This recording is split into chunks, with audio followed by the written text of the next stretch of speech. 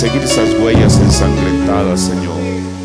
Padre, las cuales, así como a ti te guiaron al Calvario hacia la muerte, Señor, que de igual manera nosotros, Padre, nos guíen a nuestro Calvario, Señor, a la muerte, a nosotros mismos, Señor, a nuestra propia naturaleza, a nuestros propios pensamientos, a nuestras propias aspiraciones, Señor.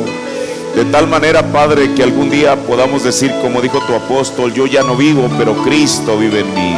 Padre, Él dijo, cuando Él, después de haber pasado, Padre, también por ese camino hacia su propio Calvario, Señor, Él tuvo que morir a lo que Él era, Señor, para que entonces tú pudieras vivir en Él, Señor.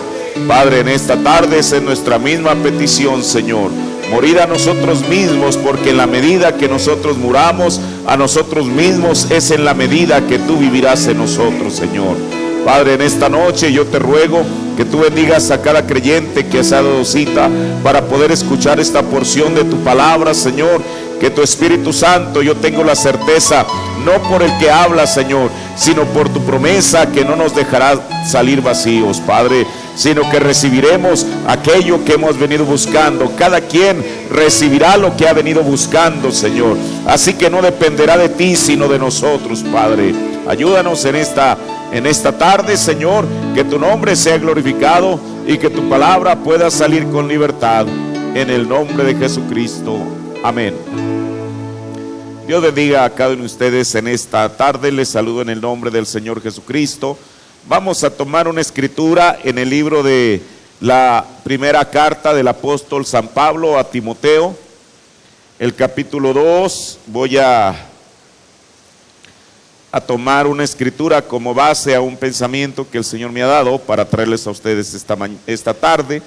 Solamente vamos a tomar un solo versículo, y es en primera de Timoteo, el capítulo 2, el verso 8. Mire, aquí está un deseo del primer mensajero a la primera edad de la iglesia, o sea, Pablo, y él dice quiero, o sea, esto es lo que él quería. Bueno, ¿qué es lo que quiere Pablo? Quiero que los hombres, ahora, al decir hombres no se refiere solamente al género masculino, se refiere a hombres y mujeres. Quiero que los hombres oren en todo lugar, levantando manos limpias, sin ira ni contienda. Amén. Tome su asiento. Mire, tomé esta escritura para hablar de un pensamiento que el Señor me dio en su palabra, y yo le titulé 3 oraciones ejemplares. Mire, desde luego, antes de comenzar, quisiera decir esto. El hermano Branham dijo que nosotros tenemos un radar. ¿Para qué sirve un radar? Bueno, para llevar una comunicación hacia otro lugar, ya sea por teléfono, por radio, por lo que sea. Mire, en cuenta regresiva dijo el profeta, y nosotros también tenemos un radar. ¿Cuál es nuestro radar? La oración. La oración es el poder que guía al astronauta. Pide al Padre cualquier cosa en mi nombre y yo lo haré. O sea, es a través de la oración que nuestra petición, nuestra necesidad, nuestras acciones de gracias pueden llegar a la presencia del Padre. Mire, uno pudiera gritar cuando ora, o usted pudiera hablar demasiado quedo cuando ora, pero no es ni la manera como uno ora, ya sea fuerte o despacio, sino es aquella oración que sale del corazón, aquella que va a llegar ante el trono de gracia. Ahora, ¿qué es? Usted y yo podemos tener, así como tenemos muchas necesidades en nuestra vida cotidiana, pero no solamente necesidades, sino acciones de gracia, y entonces de gracias. Y entonces, ¿qué es aquello que puede hacer que nuestra necesidad, nuestra petición o nuestra acción de gracias pueda llegar a la presencia de Dios? A través de la oración, lo cual es el radar. Ahora, el profeta también dijo que hay muchas cosas, sin duda alguna hay muchas cosas que nosotros podemos hacer demasiado. En el sermón, ¿a quién se ha manifestado el brazo de Jehová?, dice él, ustedes pudieran reírse demasiado, pudieran platicar demasiado, pudieran, déjeme ver, creo que no, ok. Dice, pero nunca orarán demasiado. Ahora, en esta tarde yo quiero referirme a 3 oraciones. Yo no digo que sean las únicas, pero son 3 que yo he encontrado que el profeta las menciona, y las menciona de una manera muy especial. La primera, el profeta llamó una oración y él le llamó la oración más honrada. No sé si a usted le suena eso raro, pero el hermano Branham lo dice. Y mire, ¿cuál es esa oración? Vamos a ir al libro de los Proverbios, el capítulo 30. Y le voy a leer lo que dice el hermano Branham antes de leer la escritura. Es una escritura demasiado conocida, que sin duda alguna creo hasta de memoria la hemos citado. Dice él en el sermón, ¿crees esto? Dice, yo nunca he deseado ser rico. Escuche lo que dice el profeta. Yo nunca he deseado ser rico. Yo creo que Salomón, tuvo la oración más honrada a Dios que alguna vez oí. Bueno, ¿cuál es la oración más honrada que el profeta dice que él alguna vez escuchó? Una oración que se hizo a Dios. Él oró que Dios no lo hiciera tan rico que él se olvidara de Dios. Y sin embargo, que no lo hiciera tan pobre que él tuviese que robar. Ahora sí vamos a ir aquí a la escritura en el libro de los Proverbios, el capítulo 30, en el verso 7. Mire, qué cosa. Ahora, mire lo que dice la Biblia. 2 cosas te he demandado. Él está hablando al Señor. Señor, 2 cosas yo te he demandado, te he pedido. Y Señor, no me las niegues antes de que muera. O sea, Salomón podía estar satisfecho al llegar a la muerte si el Señor le concediera estas 2 peticiones. Bueno, primera, palabra vanidad y palabra mentirosa aparta de mí. ¿Qué es vanidad? Mire, el hermano Branham dijo, cuando hablaba de una carreta, dijo que aquella carreta que venía vacía estaba haciendo ruido al rechinar las llantas al ir caminando, al ir rodando. Dijo, pero esa misma carreta usted la puede llenar con carga y aquel rechinido se acaba. Otra cosa que él dijo, que el trigo, escuche, el trigo, porque usted sabe, uno puede ver un campo de trigo y en ese trigo, usted sabe, está la plantita, luego está la cáscara. Pero dijo el profeta, el trigo que realmente está lleno, ¿qué es lo que hace? Se inclina. Ahora, dijo, y el trigo que solamente es cáscara, que pudiera verse tan hermoso como cualquier otra planta de trigo, pero que su espiga está hacia arriba, está vano. Mire, hace rato, yo estaba lidiando entre esos 2 temas. Quería hablar sobre el tema así, una sola palabra, vacío. ¿Qué es algo vacío? Algo que no tiene nada. Mire, una de las cosas por las cuales el mundo en lo general está en la condición en la que está, es que ellos se encuentran vacíos. ¿Vacíos de qué? Vacíos de Cristo, vacíos de su Espíritu, vacíos de su palabra. Mire, por eso hoy en día, yo estaba platicando incluso con el hermano Mark, cómo es que usted sabe, en este hombre que se acaba de escapar de la prisión, este narcotraficante famoso, yo le dije, en los años 30, 40, 50, 60 y aún hasta hoy en día, aunque claro, esas cosas para muchos niños hoy en día ya las minimizan y no son nada. Fue Walt Disney. Walt Disney metió a muchas generaciones en un mundo de fantasía, en un mundo que no es real. Pero ¿sabe usted qué es lo que han hecho las drogas? han metido a millones y millones de jóvenes también en un mundo de fantasía, un mundo que no es real. ¿Y sabe usted por qué la gente, los jóvenes, no quieren vivir en su realidad? Porque la realidad es terrible sin Jesucristo.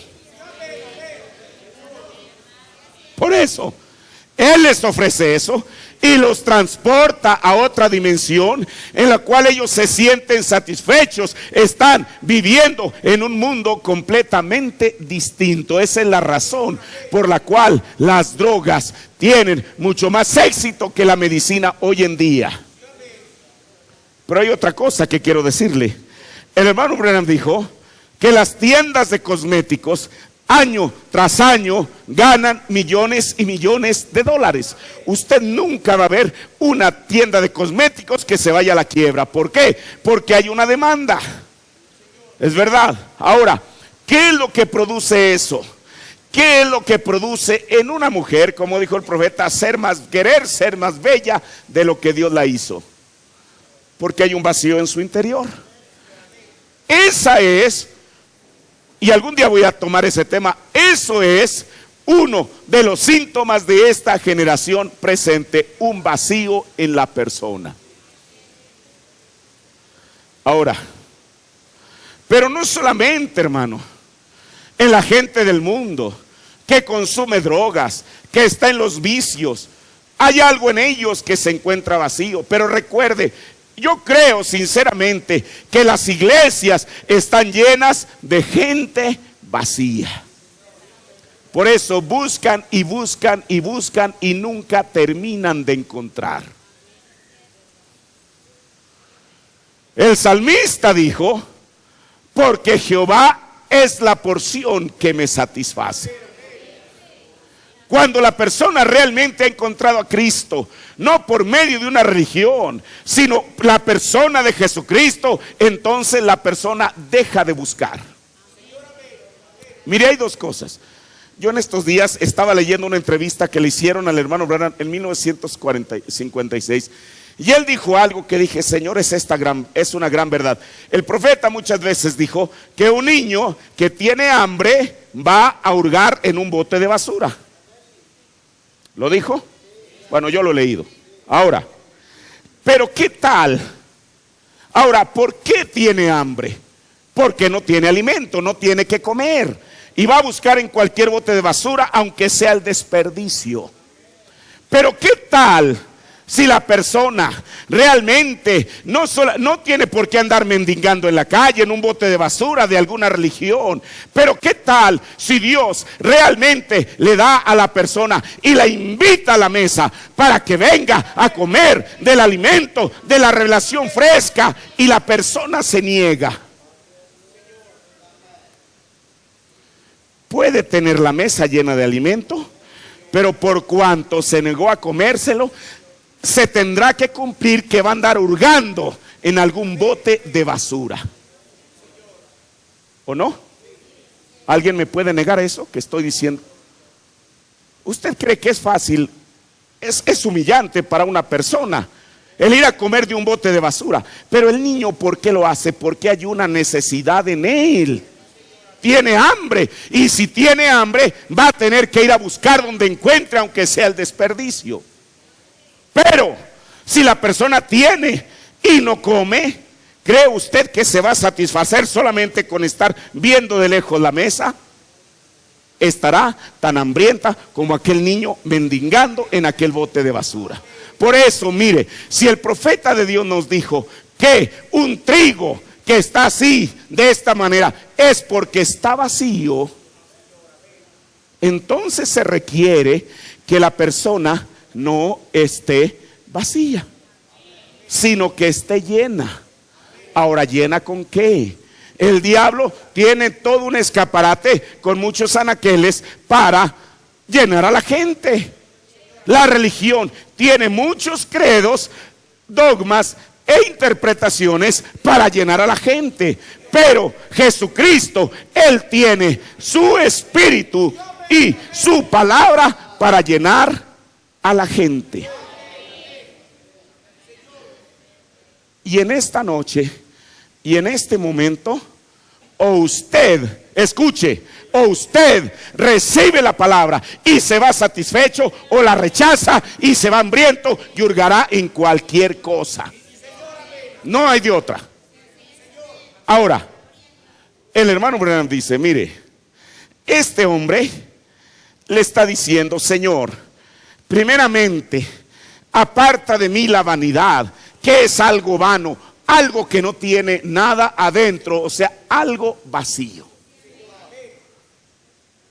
Pero mire, aquí hay algo, así como la carreta, la que no tiene nada, va rechinando y rechinando y rechinando, y a veces el ruido que hace es mayor que aquella misma carreta que va cargada.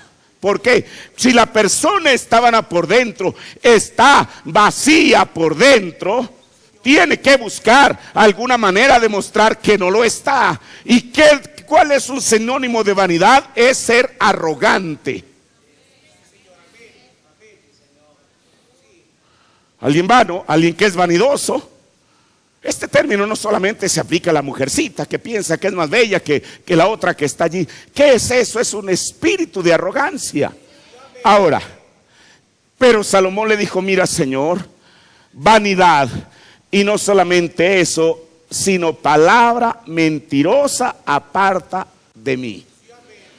Ahora, el hermano Branham dijo, yo prefiero estar sentado junto a un borracho. Estar junto a un borracho no es una cosa fácil, porque luego, usted sabe, hay personas que son curiosas.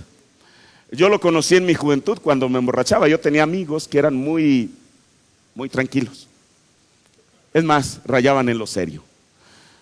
Pero déjelos usted que tuvieran unos cuantos de grado de alcohol y eso los transformaba. Se convertían en los dicharacheros de ahí del grupo, diciendo chistoretes y cuantas barbaridades, que estando en su juicio cabal no lo hacían.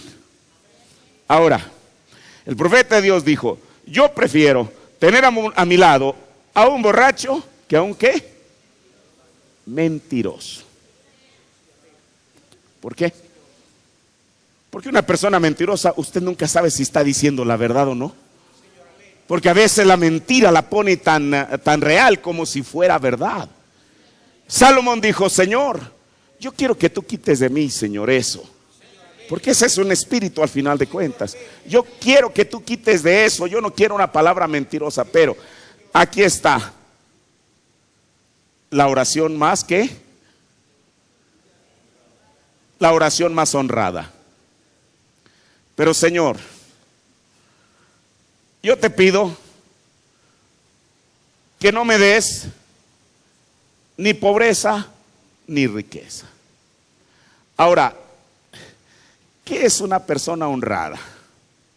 Bueno, no solamente es aquella que no roba. Una persona honrada es aquella que es transparente en sus dichos, que aquello que está diciendo es lo que siente.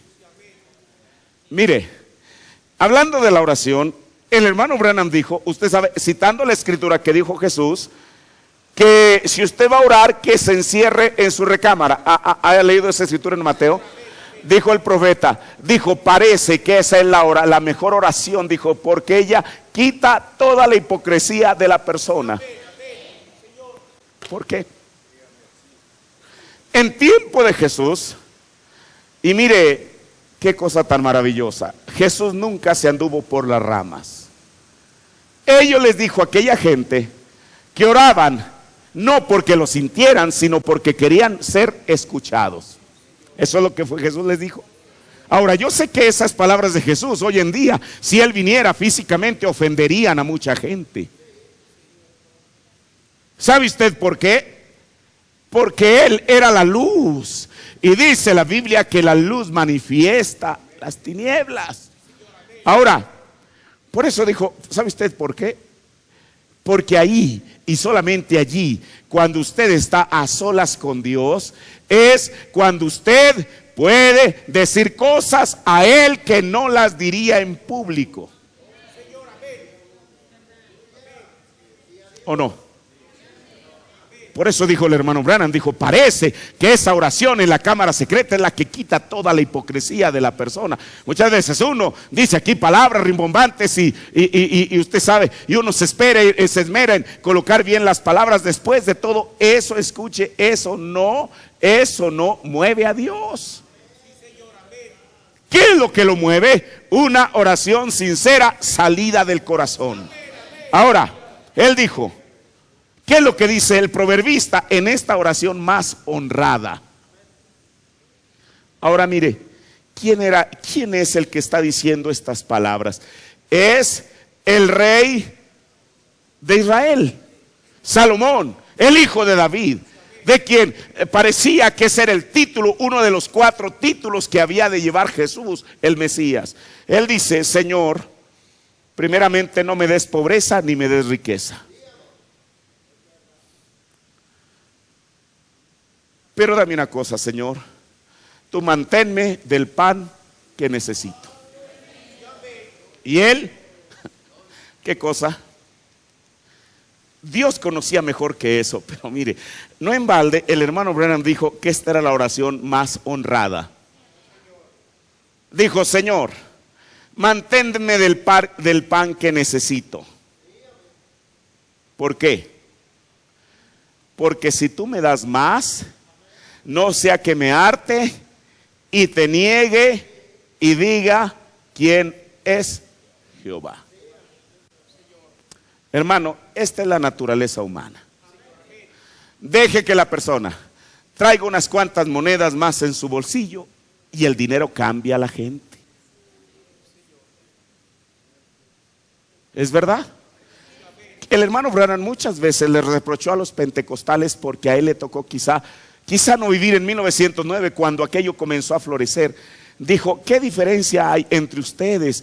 Que 50 años atrás, lo dijo en 1962, dijo, allí en la calle las mujeres se paraban con un pandero y tenían un avivamiento. Dijo, ahora tienen edificios de millones de dólares y parece que no necesitan a Dios.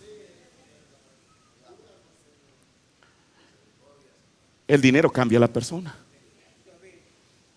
Por eso él dijo, mira, Señor, no quiero que me dé riquezas, manténme con el pan necesario, no sea que me harte y te niegue.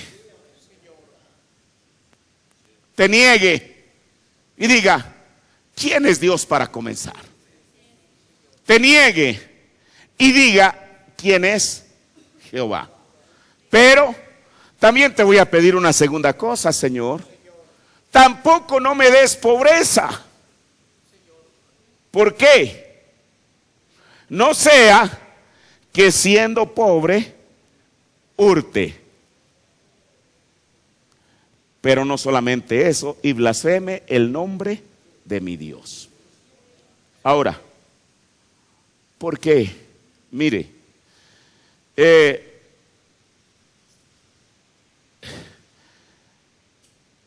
cuando uno viene al cristianismo, por eso es que nosotros no predicamos el evangelio de la prosperidad. ¿Cuál es el evangelio de la prosperidad? Si usted viene a Cristo y era pobre, usted va a ser rico. Si usted no tenía auto, viene a Cristo y va a tener auto. Si usted no tenía casa y viene a Cristo, va a tener una casa, etcétera, etcétera, etcétera. Y sabe una cosa, y muchas de esas cosas le dan resultado a la gente. ¿Sabe usted por qué? Porque ellos se aferran a lo que oyen. Y como el predicador les dice, bueno, usted, estas cosas que yo le digo. Pero entonces, a veces la gente se mide y comienza a hacer comparaciones y comienza a decirle a Dios. Porque aparentemente nosotros, bueno, no aparentemente, nosotros creemos en un mismo Dios. Y creemos en un Dios que es equitativo, o sea que es justo. Pero entonces la gente comienza a razonar y decir, Señor, ¿por qué a fulano, por qué a fulana le diste esto y a mí no? Ahora, ese es algo terrible, ¿no?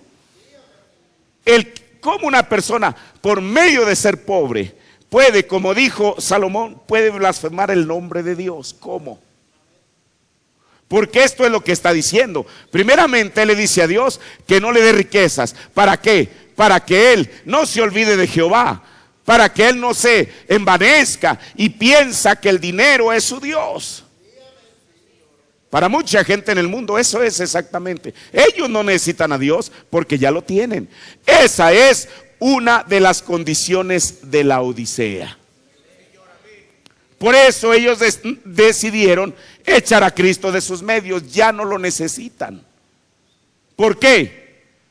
Porque el concepto de ellos es que son ricos, están enriquecidos y no necesitan de nada, ni siquiera de Dios. Ahora, esto podría ser extraño. ¿Por qué?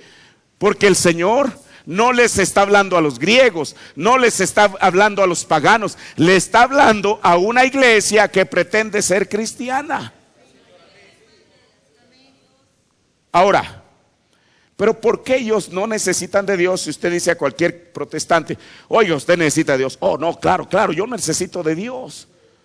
Pero su condición, aunque quizá con su boca digan que sí necesitan de Dios, con su condición lo están negando. ¿Sabe usted por qué? Porque Dios no es un ídolo, ni es un pensamiento. Dios y su palabra son exactamente la misma cosa. Cuando alguien niega su palabra, no recibe su palabra, está negando al mismo Dios que reclama creer. O podrá ser que yo me equivoque. Yo puedo alzar los brazos al cielo y decir, Señor, yo te amo, tú eres mi Dios, y al mismo tiempo rechazar su palabra. Hay algo mal, no con Dios, sino conmigo, porque Dios y su palabra son la misma cosa. Ahora, por eso, el profeta de Dios dijo que esta era la oración más honrada. O sea, cuando un hombre y una mujer en esta noche está plenamente consciente delante de Dios de que puede ser vulnerable y que tanto la riqueza como la pobreza pueden cambiar su actitud hacia Dios. Por eso él dijo, Señor, no me des ni una cosa ni me des otra. Ahora, nosotros hemos leído muchas veces esta escritura, pero a él, al menos en esta ocasión, le fue inspirada para poder decirle realmente lo que él necesitaba o lo que él quería de Dios. Mire, ¿cuál es esta escritura? Seguramente él escribió después que era rey de Israel. Pero antes de ser rey de Israel, ¿cuál era la actitud de él? La Biblia dice que él estaba plenamente consciente de lo que significaba ser rey de Israel.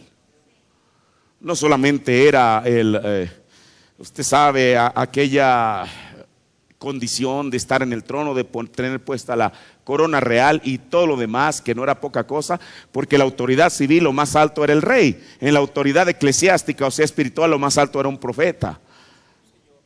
Y entonces, él estando plenamente consciente de esa responsabilidad, dijo, Señor, yo quiero que tú me des algo, porque no es fácil juzgar al pueblo.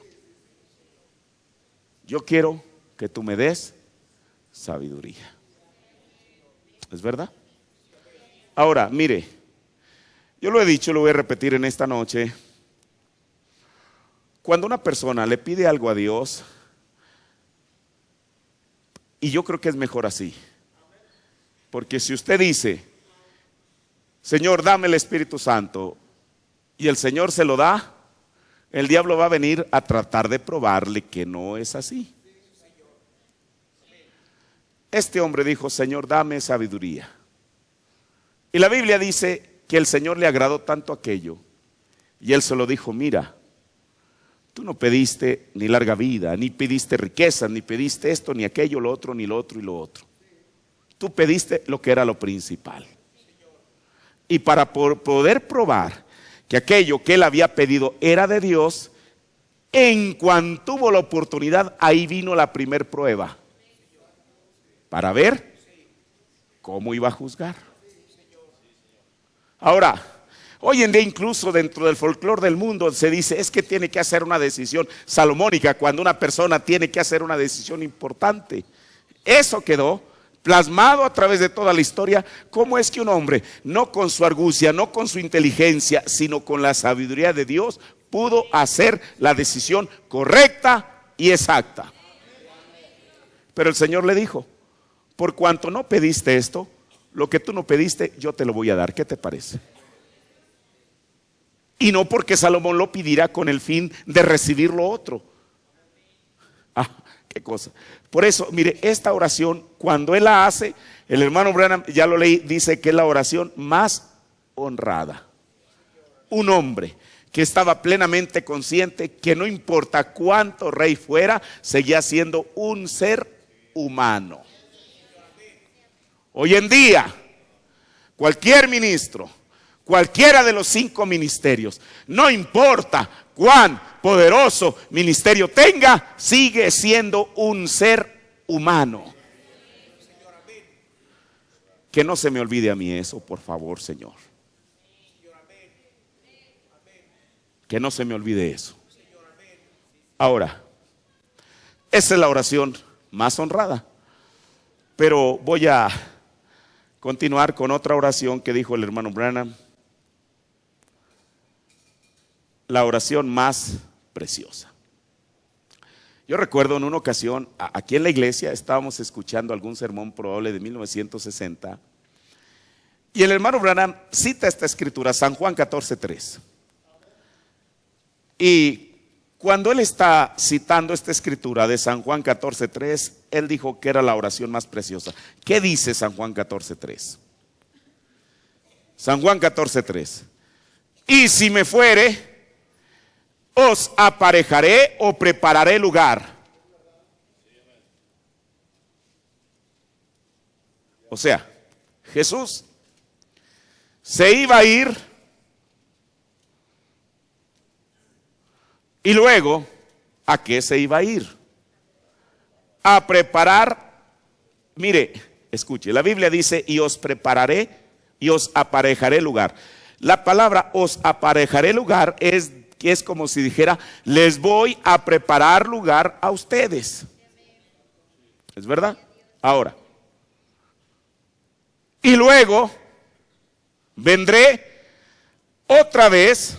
Escuche, esta escritura a través de 2000 años ha sido recitada, predicada, hablada vez tras vez, y los cristianos se han aferrado a ella a través de las edades. Y en esta noche no es la excepción. La gran diferencia es que cuando él dice, vendré otra vez, nosotros estamos en esta noche viviendo al borde, a la orilla de su segunda venida. Entonces hay dos cosas. Él dijo, si yo me voy y él se fue, ¿qué es lo que iba a hacer? Iba a preparar un lugar para nosotros. Y después que lo haya terminado, entonces voy a volver. Ahora, ¿qué es lo que sigue diciendo la escritura? Y os tomaré a mí mismo. Ahora, ¿por qué dice él? Ahora, mucha gente en el mundo está esperando la segunda venida de Cristo. Pero ¿por qué él dice, os tomaré a mí mismo? Usted sabe lo que el hermano Branham dijo. No sé si alguien lo acaba de hablar. Cuando el profeta fue allá en Indiana, aquella fábrica donde hacían metales, pulían metales y esas cosas. Dice que una persona lo llevó y entonces él estaba viviendo una gran planta. De pronto un brazo mecánico bajaba y entonces pasaba casi por la superficie y mucho del metal que allá había se adhería a aquel brazo mecánico e iba y lo dejaba en alguna parte y regresaba. Pero entonces el hermano Branham notó dos cosas: que no todo el metal se iba. Y entonces él le dice a la persona que le estaba mostrando aquello, le dijo, oiga, yo noto que no todo el metal se va. ¿Por qué razón? Dijo, bueno, hay dos razones. Una de ellas es que una clase de metal que usted ve allí no está imantado, porque era un gran brazo que contenía un imán. Al bajar el brazo con el imán usted sabe cómo es que atrae aquello que es de su propia naturaleza. Hay metal que no lo puede atraer porque no es de su propia naturaleza. Entonces bajaba y de pronto, oh, qué cosa. Este metal que estaba aquí subía para alcanzar y adherirse a aquel brazo. Pero había otro metal que también se quedaba porque estaba sujeto al piso. Por eso, cuando Jesús dijo, vendré y os tomaré a mí mismo, eso quiere decir que el único que se va a ir cuando venga, permítame decirlo de esa manera, aquel gran brazo es aquel que tenga la misma naturaleza de Jesús. Por eso no todo el mundo se va a ir en el rapto. Ahora, ¿qué es lo que sigue Jesús diciendo? Os tomaré a mí mismo. Y esta última parte que le voy a leer es lo que el profeta llamó la oración más preciosa de Jesús. ¿Para qué? Para que donde yo estoy, vosotros también estéis. Mire, escuche. Jesús, en su ministerio, habló del trono de su Padre. Pero a la única edad, eso lo decíamos al Monterrey, del tamaño de la presión que cada edad ha tenido es el tamaño de la recompensa. En el libro de Apocalipsis, cada vez que Jesús dijo yo vengo pronto, Él dijo yo vengo pronto. Y nosotros creemos en esta noche que Él viene pronto. Pero no viene con las manos vacías. He aquí yo vengo pronto y mi galardón, mi recompensa conmigo. O sea, Él trae una recompensa. Mire, a través de las edades y más en las edades del oscurantismo, era terriblemente o demasiado difícil que una persona, a través de la persecución, a través de esas cosas, el que mantuviera su testimonio. Por eso, yo no creo que todos los que profesaban ser cristianos fueron llevados a la pira. Porque cuántos de ellos, al ver la manera en que sus otros compañeros estaban sufriendo, se retractaron de su fe. Pero sin duda alguna que hubo muchos que se mantuvieron en esa fe. Mire, el año pasado, mientras estaba viendo el Coliseo Romano, bueno, una cosa curiosa, el año pasado tenía muchas como andamios y estaba empapelado, gran parte de él. Y entonces yo me preguntaba que por qué. Regresando a México estaba escuchando las noticias y me di cuenta que el gobierno de Roma había decidido restaurarlo. Cuando uno se para en las gradas, porque tiene así un semicírculo en las gradas, usted ve como muchos como si fuera un laberinto, exactamente un laberinto. Y yo decía, bueno, aquí ¿cómo fue que pudieron matar a los cristianos aquí? Pero no, haga de cuenta esos laberintos, haga de cuenta que era como el subterráneo, porque arriba tenía techado. Y arriba del techo era donde los césares y todos los romanos disfrutaban, entre comillas, aquellos espectáculos. Por alguna causa, el gobierno de Roma, la razón que esa parte del Coliseo estaba con andamios y empapelada y todo lo demás, es porque la estaban restaurando y poniéndole encima esa plataforma de tal manera que se viera exactamente igual a como estaba hace 2000 años. Ahora el gobierno de Roma dice, bueno, claro, hoy en día no van a presentar gladiadores ni esas cosas, según ellos, va a ser para espectáculos, quizá pongan ahí un estrado y entonces ahí presentarán cantantes, lo que sea. Pero entonces mire, mucha de esa gente solamente bastaba que ellos pronunciaran, mantuvieran su fe en Jesucristo y era suficiente para ser llevados a la hoguera. Era difícil, ¿verdad? Hoy en día, quiero decirle que es más terrible que eso. Usted dice, hermano, pero es que en esta mañana, en esta noche, a nadie, ninguno de nosotros nos llevan a la hoguera por estar sentados en una iglesia cristiana. Es más terrible porque es más sutil.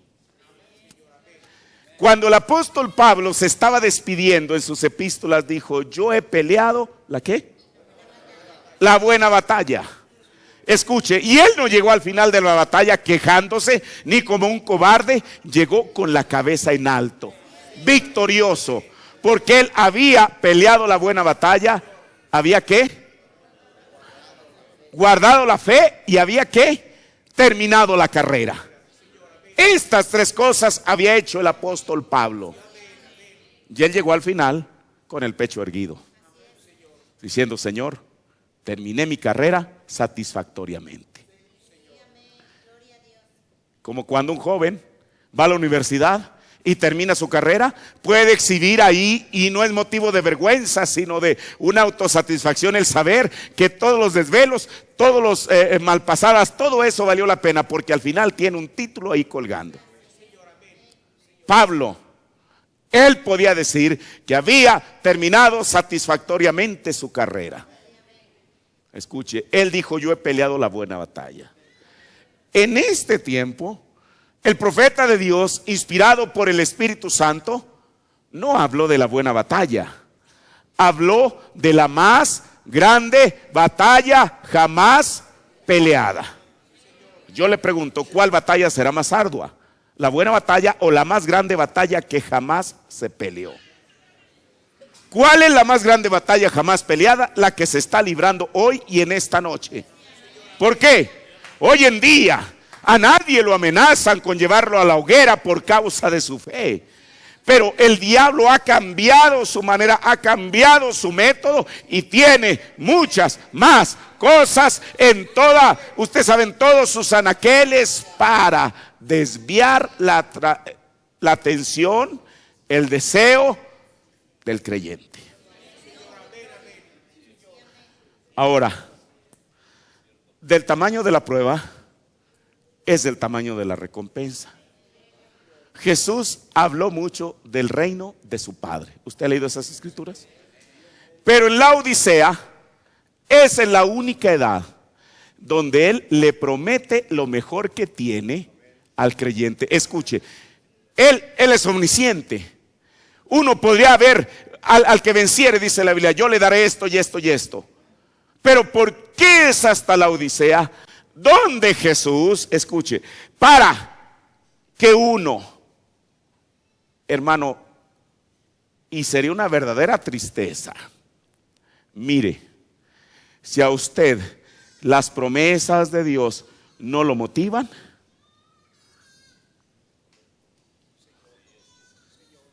nada más lo va a hacer. Le tengo malas noticias. ¿Cuál debería ser la actitud suya en esta noche?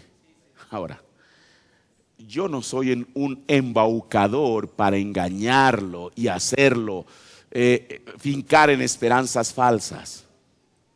Esta no es mi promesa, es la promesa de Dios. Hermano, si a usted lo motiva, lo siento mucho, no hay nada. Ni el cielo, nada, nada. Ni el milenio, nada.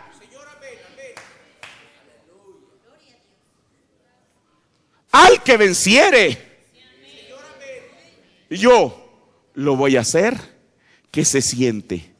Escuche, aquí Jesús, él habla del trono de su Padre, muchas veces habló, pero aquí él ya no está hablando del trono de su Padre, está hablando de su propio trono. Al que venciere, yo le daré que se siente en mi trono. Dijo el profeta, ¿y qué es su trono? Es su dominio. Así como yo he vencido y me he sentado con mi Padre en su trono.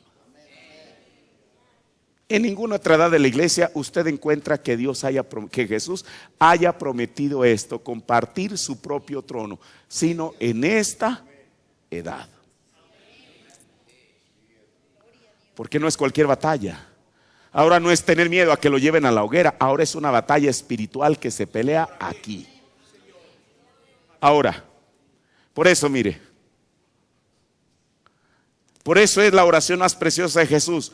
Para que donde yo estoy, vosotros también estéis. Miren el mensaje, confirmación y evidencia, dijo el hermano Branham.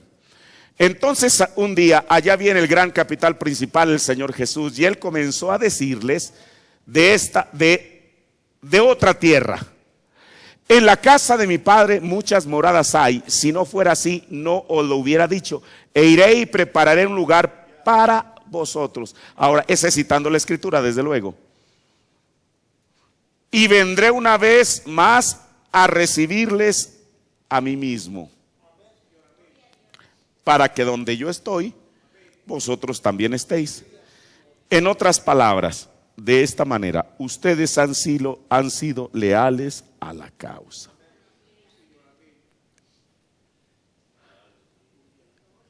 ¿Entiende usted estas palabras? El profeta de Dios interpreta esta escritura porque es el único autorizado para interpretarle a un profeta. Y dice, ustedes han sido leales ¿a qué? A la causa. ¿Cuál causa? La causa de Jesucristo. Ahora mire, ¿qué es una causa? Una causa es un ideal. Una causa es un principio. Una causa es una doctrina. Entonces, si Él dice, ustedes que han sido leales a la causa, no a la causa del Tabernáculo Luz al Atardecer, ni a la causa de Francisco Holguín, ustedes que han sido leales a la causa de Jesucristo. Ahora mire, quiero terminarle lo que Él dice. En otras palabras, de esta manera, ustedes han sido leales a la causa, pero tienen que morir. Pero hay una tierra en la que el hombre vive y no muere. Hay una vida después de la muerte. ¡Qué promesa para el pueblo! Era asombroso y ella maravilló a muchos. Entonces, si usted y yo somos leales a la causa de Jesucristo, esta es la promesa que Él nos ha dado. Por eso no en balde era la oración más preciosa, más hermosa. El decir que Él iba a preparar un lugar para nosotros, para que donde Él esté, también vosotros estéis. Esta palabra, esta última porción de la Biblia, escuche. Desde luego que este versículo de la Biblia, muchos cristianos lo han hecho parte de su vida a través de las edades. Pero si hay un tiempo en el cual se aplica y usted lo puede entrelazar, lo puede unir con la recompensa a la edad de la Odisea, donde Él dijo que Él compartiría con nosotros su trono, para que donde yo estoy, vosotros también estéis. Lo último, con esto termino. Lo último es la oración más dulce. En San Juan 17, nosotros encontramos a Jesús orando. Y en esta oración, Él está pidiéndole al Padre muchas cosas. Primeramente, ¿qué cosa? Él pide, en el verso 9 dice, y yo ruego por ellos. Rogar es pedir en oración. Yo ruego por ellos. Y entonces dice que ruega también que no nos quite del mundo, sino que nos guarde del mal. Esa fue una de las palabras que Jesús dijo en el Padre Nuestro, que nosotros deberíamos de orar así: Señor, líbranos del mal, porque tuyo es el reino, el poder, la gloria, por todos los siglos. Amén. Así termina el Padre Nuestro. Entonces, Él está pidiendo al Padre que nos guarde del mal.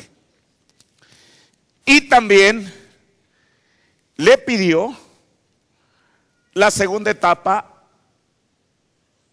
de las 3 etapas de la gracia, que es la santificación. Padre, santifícalos con tu palabra, porque tu palabra es verdad. Pero mire, la oración, el hermano Branham le llamó las palabras más dulces de la Biblia. Pero estas palabras no eran parte de una predicación, ni eran parte de una plática de Jesús, eran parte de una oración de Jesús. ¿Me explico? Ahora, ¿cuáles eran las palabras más dulces de Jesús? O la oración más dulce. Verso 19. Y por ellos. Ahora, cuando Él estaba diciendo por ellos, no solamente se estaba refiriendo a aquellos seguidores más cercanos, Él nos estaba incluyendo a nosotros.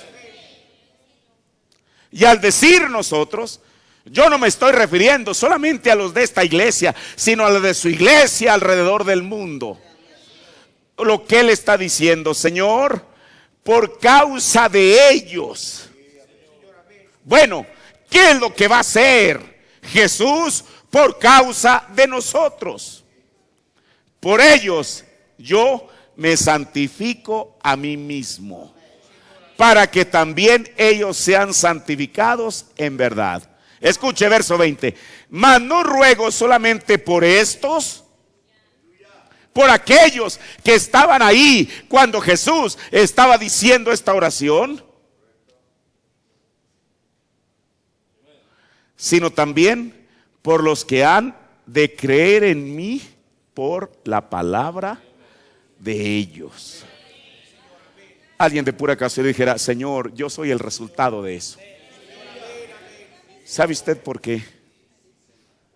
El diablo pensó que cuando aquel árbol novia que nació en el día de Pentecostés, él lo cortó hasta que quedó nada. Él lo miró con satisfacción y dijo, se acabó. Este movimiento es como el de cualquier otro filósofo. Se acabó. Pero lo que él no sabía era que era necesario, primero, que el primer grano de trigo. ¿Quién fue el primer grano de trigo? Jesús. Muriera y que fuese sepultado y muriera. Ahora, ¿se acuerda que una vez dijimos que el hermano Branham agregó otra etapa a la cual era podrirse? Pero Jesús no se podría podrir, no podía podrirse, porque la Biblia decía que no dejarás mi alma en el sepulcro, ni permitirás que su santo vea corrupción. Por eso el cuerpo de Jesús no vio corrupción. Pero de aquel grano de trigo, en Pentecostés, hubo la primer cosecha, 120. De esa primer cosecha vino otra de 3,000 almas. De esa vino otra segunda de 5,000. Y así sucesivamente a través de las edades. Pero entonces el diablo, él pensó que si él tan solo lograba terminar con aquella cosecha, todo iba a estar bien. Y los exterminó. Escuche. Por eso en los 1000 años de las edades del oscurantismo, había una religión que pretendía ser una religión cristiana, pero era una religión falsamente llamada cristiana, porque no era cristiana. La vida, ¿dónde estaba? La vida se había bajado a la raíz. Pero, algún día voy a predicar de eso. Había una escritura que el Señor había dicho, yo restauraré, dice el Señor. En el tiempo de Lutero, las 2 primeras hojitas comenzaron a salir. Escuche, eso no se miraba como el trigo, pero era trigo de todas maneras. Después de ahí comienza el tallo. Aquello no se miraba como trigo, pero era trigo. La borla. Y luego, lo más parecido al trigo era la cáscara. Pero no era el trigo todavía. El trigo estaba adentro. Ahora, entonces, Jesús no solamente está pidiendo, dijo, mas ruego no solamente por estos, sino también por la palabra que han de creer, sino también por los que han de creer en mí por la palabra de ellos. Hermano, la antorcha del evangelio vino de mano en mano. Yo creí, usted creyó, alguien más creyó y alguien más va a creer, porque esta antorcha tiene que ser pasada por la palabra de ellos. Los apóstoles predicaron el evangelio y aquel evangelio, aquella antorcha fue llevada de mano en mano hasta que llegó el diablo, la sopló y aparentemente la apagó. Pero Dios había prometido restaurar. Se levantó un hombre, ni siquiera con un versículo de la Biblia, con medio verso de la Biblia, Martín Lutero, y con eso incendió al mundo. Y el evangelio siguió caminando. Llegamos a nuestro tiempo. Alguien, a usted y a mí, nos habló la palabra y no pudimos hacer otra cosa menos que aceptarla, como dice el canto, porque éramos predestinados, punto. Porque si usted va a pensar que Dios nos escogió por nuestros méritos, estamos acabados, hermano. ¿Es verdad? ¿Sabe una cosa? Porque a diferencia de nosotros mismos, yo no sé lo que a mí me depara el día de mañana, ni usted, pero Dios sí lo sabe. Y con todo y eso, nos escogió. Ahora, pero bueno, ¿por qué son las palabras o la oración más dulce de la Biblia? Mire, ya estoy terminando, solamente quiero leer algo que dijo el profeta. En el sermón Adopción, párrafo 68 al 71. Ahora, mire, las palabras más dulces de la Biblia, que son parte de una oración, que en todo caso sería la oración más dulce de la Biblia, es cuando dijo el Señor: Padre, por ellos yo me santifico. O sea, Jesús se tuvo que privar de mucho, si es que yo pudiera usar esa palabra, por causa de nosotros. Por eso, esta es la oración más dulce de la Biblia. Dice el profeta: esa es una de las palabras más dulces que he oído. Padre, yo me santifico a mí mismo por ellos. Dice el profeta: mire, y estas cosas para mucha gente le pudieran parecer incluso sacrílegas, pero no son sacrílegas, son la verdad. ¿Sabían ustedes que él tenía derecho a tener un hogar? Tenía derecho. Pero él dijo: las zorras tienen sus guaridas. Y por eso cuando aquellos discípulos le dijeron: Señor, ¿dónde moras? ¿Dónde vives? ¿Cuál es tu dirección? Queremos visitarte. Hermano, para lo que era Jesús, parecía que él debería de haber vivido en el lugar más residencial de Jerusalén o de Capernaum, que era de donde él salía cuando él comenzó su ministerio. Y les dijo: miren, para que no se vayan a sobresaltar, quiero decirles esto. Aún las zorras tienen sus guaridas y las aves tienen sus nidos, pero yo no tengo ni siquiera un lugar donde recostar mi cabeza. Ni siquiera como Jacob, poner una piedra ahí y ponerla de almohada. Pero entonces, mire lo que el profeta dice: ¿sabían ustedes que él tenía derecho a tener un hogar? ¿Tenía derecho? Claro que tenía derecho. Él era un humano. ¿Saben ustedes por qué él tenía derecho a tener una esposa? ¿Lo tenía? Mire, por eso el diablo él es tan sagaz como puede serlo. Hace años salió aquel libro y creo que hasta hay una película que habla sobre, ¿cómo se llama? El Código Da Vinci. Y en eso, solamente porque vieron la pintura de la última cena, bueno, para comenzar ni siquiera es una foto, es una pintura. Es más, yo le puedo decir, esa pintura es tan exacta, tan inexacta como puede ser. Yo le he dicho muchas veces, las mesas en el tiempo de Jesús ni siquiera eran como era ahí. Y yo ya les dije, ¿por qué? Pero entonces la gente toma esa pintura y haga de cuenta como si fuera una foto digital. Y dicen, bueno, aquel que está a su lado derecho de Jesús parece las facciones de una mujer. Así que seguramente no es Juan, es una mujer. Bueno, ¿y Juan dónde andaba? ¿De vacaciones? Ajá, razonan. Entonces sí era una mujer. Ay, ahí están hurgando. Mire el nombre, hermano. Quebrándose los sesos para salir con una tontería. Qué mujer, qué mujer, qué mujer. Y ahí comienzan a hurgar. Ah, sí, Magdalena. Tiene que ser María Magdalena. Ah, sí. Ah, entonces la mujer que estaba ahí sentada junto a él no era un hombre, era una mujer, era Magdalena. Ay, ¿qué más? Ah, bueno, Jesús realmente cuando lo llevaron a la cruz, él solamente simuló que estaba muerto. Ahí se hizo como que lo habían matado porque le dieron en la caña esa cosa, la mandrágora, y es como una persona que seda a alguien y lo deja ahí desmayado. Jesús le dieron eso. Pero lo que el diablo omite en decir es que Jesús cuando lo probó la escupió. Eso es lo que dice la Biblia. Y entonces, bueno, entonces lo bajaron de la cruz. Jesús siguió haciendo su vida normal como cualquier ser humano. Y entonces se fue a vivir con Magdalena a la India y por allá tuvieron hijos. Oiga, qué historia tan conmovedora, ¿no? Pero sabe una cosa, gracias a Dios por la revelación. Jesús tenía derecho a eso. No digo que con Magdalena. Él tenía derecho a tener un hogar. Pero había una palabra que él había empeñado.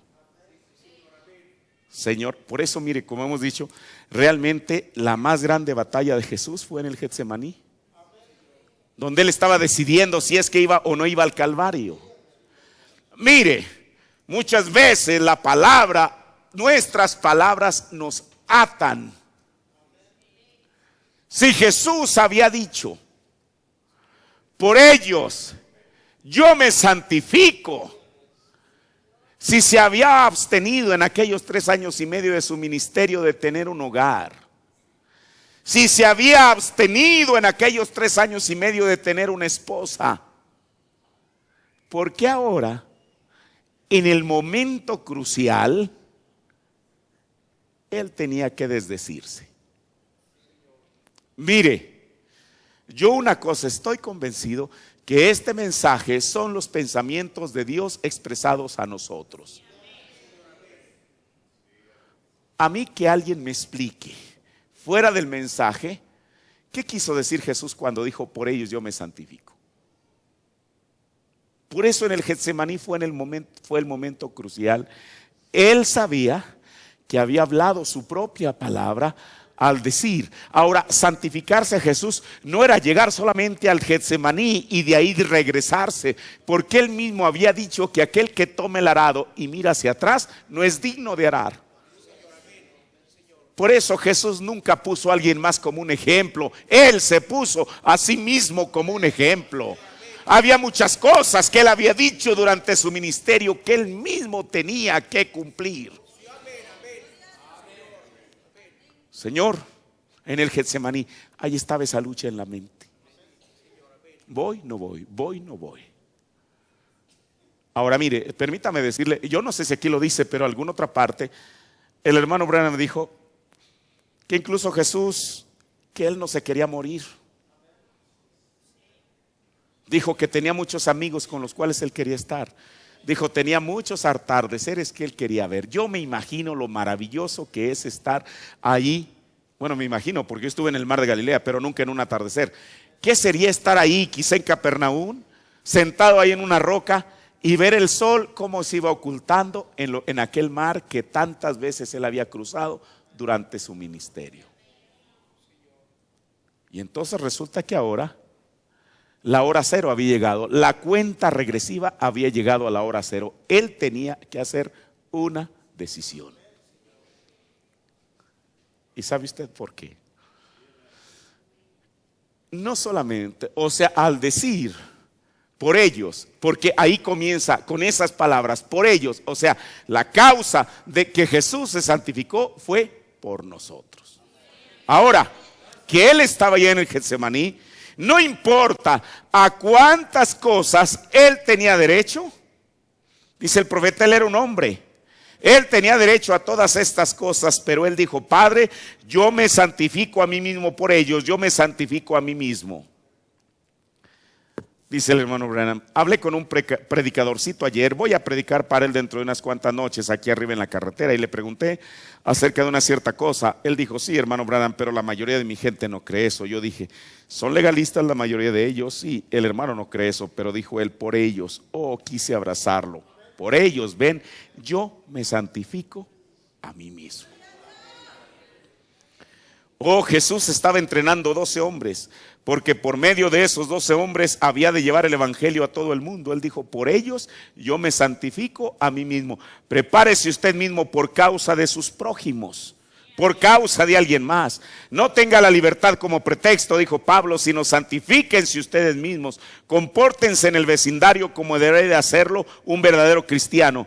Que sus comunicaciones sean: si se encuentran con su enemigo, santifíquense a sí mismos por causa de él, no sabiendo lo que ustedes pudieran hacer. Al final, en el sermón compañerismo, dice el profeta: yo pienso que la escritura más dulce que hay en toda la Biblia es esta escritura: Padre, yo me santifico a mí mismo por causa de ellos. Él era un hombre. Él pudiera haber tenido una esposa. Él era un hombre. Él pudiera haber tenido un hogar, un lugar donde para recostar su cabeza. Él tenía derecho a eso. Él era un hombre. Él pudiera haber tenido buena ropa. Él era un hombre. Pero ¿qué dijo él? ¿Sabe una cosa? Mire, y yo sé que a lo mejor esto va en contra de todas las normas de higiene hoy en día, pero ¿quién puede juzgar a Jesús? El hermano Branham dijo que la única ropa, escuche, la única ropa que Jesús usó durante su ministerio fue, la Biblia sí menciona que la ropa de Jesús no tenía costura, era una ropa sin costura, así dice la Biblia. Dijo el hermano Branham: la única ropa que Jesús usó fue una ropa sin costura que le confeccionaron María y Marta. Imagínense, Jesús. Por eso el profeta dice: él pudiera haber tenido buena ropa. Él era un hombre, pero ¿qué dijo él? Padre, yo me santifico a sí mismo por causa de ellos. ¿Qué estaba haciendo él? Él estaba instruyendo a 12 discípulos que iban a predicar el evangelio en todo el mundo. Él dio un ejemplo. Y hermanos, como ministros, déjenme decirle a ustedes, nos conviene no adquirir mucho de las cosas del mundo y cosas alrededor de nosotros. Yo les estoy hablando a ustedes, predicadores. Santifíquense ustedes mismos por ellos, a quienes ustedes van a guiar. Eso es lo que necesitamos hoy en día. Son ministros con una vida completamente consagrada, santificada, que caminen rectamente delante de Dios, que no estén enredados con las cosas del mundo. Apártense de eso. Padre, yo me santifico a mí mismo por causa de ellos, pues no porque él tenía que hacerlo, sino que él lo hizo por causa de ellos. Así que aquí están. La oración más honrada, la oración más preciosa y la oración más dulce. Y yo creo que estas cosas son maravillosas y que nos dejan algo que aprender en esta noche, en todos los sentidos. Dios permita que atesoremos estas cosas en nuestro corazón y que sean parte de nuestra vida. Vamos a ponernos de pie. Padre, yo te agradezco, Señor, por tu palabra, Señor, la cual sigue siendo viva y eficaz, Señor. Permite que tu palabra penetre en nuestros corazones, Señor. Y no solamente penetre, sino que se quede allí, Dios, como parte de nuestra vida, Señor. Padre, por eso al leer tu mensaje, Señor, eso le da, Padre Celestial, una vista completamente distinta a tu palabra, Señor. Porque yo nunca he dejado de maravillarme, y espero que este pueblo tampoco, Señor, cómo tú pudiste revelar tu palabra de una manera tan maravillosa a través de tu mensaje, Señor. la cual es para nuestro propio beneficio, Señor. No solamente para decir, oh, qué cosa tan tremenda, dijo el profeta de Dios, que es tremenda, Padre, pero que ella tenga una aplicación espiritual en nuestra vida, Señor. Padre, ayúdanos, Señor Jesús, a hacer parte de nosotros la oración más honrada, Señor. Padre, y no solamente como repitiendo un versículo de la Biblia, sino diciendo, Señor, yo quiero tener ese mismo sentir que tuvo Salomón cuando él dijo esa oración que tu profeta dijo que era la oración más honrada, Señor. Padre, la oración más hermosa, más maravillosa, Señor. Que tú nos prometiste algo, Señor. Y Padre, permite, Dios, que sepamos esperar en tu promesa, Señor Jesús. Porque tú nos prometiste en esa oración más hermosa, Señor, que donde quiera, que donde tú estuvieras, nosotros también estaríamos, Señor. Y esa es una garantía, Señor. No dudamos tu palabra, Señor, porque tu palabra es verdad. Y también, Señor Jesús, la oración más dulce. Tú te santificaste por nosotros, Señor, no teniendo por qué hacerlo, Señor. Lo hiciste todo por amor de nosotros, Padre. Ahora permite, Señor Jesús. Tu profeta habla de nosotros como ministros, Señor, pero yo creo que no se requiere solamente ser un ministro para santificarse a sí mismo, Señor. Permite, Dios, que nos santifiquemos por causa de otros, Padre.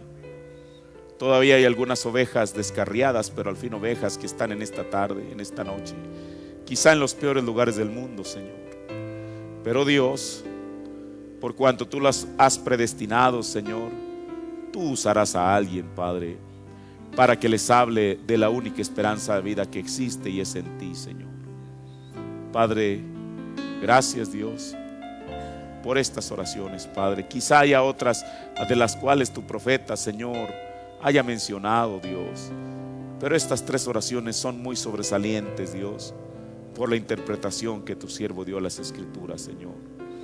Padre, permite, Dios, que vayamos a casa con este pensamiento, Señor, que estas palabras se queden en nuestros corazones, Señor, y que, Padre, ellas nos hagan vivir, porque no solamente de pan vivir el hombre, sino de toda palabra que sale de la boca de Dios. Gracias, Señor, por la presencia de tu pueblo. Gracias, Señor, por tu palabra. Gracias por los cantos. Gracias por tu presencia. Gracias por todo, Señor, en el nombre del Señor Jesucristo. Amén. Dios bendiga a cada uno de ustedes. Antes de dejar este lugar, bueno, el día de mañana nuestro hermano Mark Ajo estará regresando a Washington, así que